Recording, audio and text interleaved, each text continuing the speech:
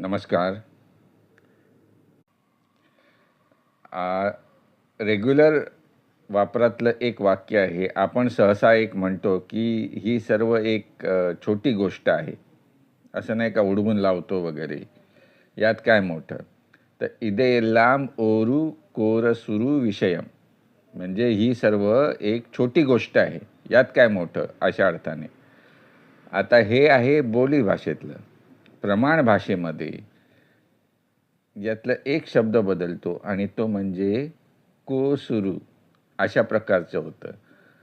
तर कोरसुरू जो आपण शब्द पहिल्यांदा वापरला आहे त्याच्याऐवजी कोसुरू विषयम म्हणजे एकदम छोटा विषय.